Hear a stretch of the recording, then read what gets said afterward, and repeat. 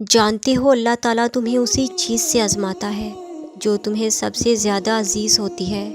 وہ تمہیں تمہاری من پسند چیز کے ہاتھوں بے بس کر دیتا ہے، اور پھر وہی بے بسی تمہیں سجدہ کرواتی ہے، اور تم اپنی فریاد لے کر جب اس کے آگے جھولی پھیلاتے ہو تو وہ تمہیں نوازنے کی ٹھان لیتا ہے۔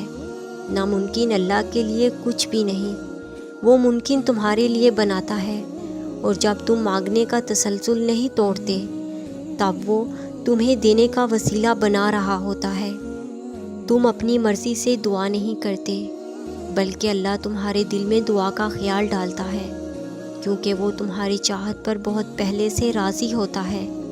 آزمائشیں تو بس ایک بہانہ ہوتی ہیں، بس تمہارے ہاتھوں کی دعاؤں میں اٹھنے کی دیر ہوتی ہے اور نصیب موڑ دیا جاتا ہے، کیونکہ یہ چیزیں اور لوگ مل جایا کرتے ہیں۔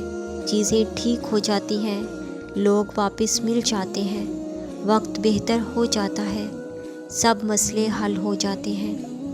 چاہے کتنے گھنٹے لگے، ہفتے لگے یا مہینے لگے یا سال لگے، ہر ایک آزمائش کا اپنا وقت ہوتا ہے، مگر وہ جب کن کہہ دیتا ہے تو سب ہو جاتا ہے۔ خود کو یقین دلائیں، خود کو بتائیں کہ وہ میرا رب ہے۔ ساری دنیا مجھے چھوڑ جائے، ساری دنیا کے لوگ مجھے غلط کہہ دیں، مگر میرا اللہ کبھی مجھے نہیں چھوڑ گیا، وہ مجھے کبھی غلط نہیں کہے گا۔ وہ ہر لمحہ میرے سامنے میرے ساتھ موجود ہے۔ اس کی یہی صفت تو خاص ہے کہ وہ ہمیشہ محبت کرتا ہے۔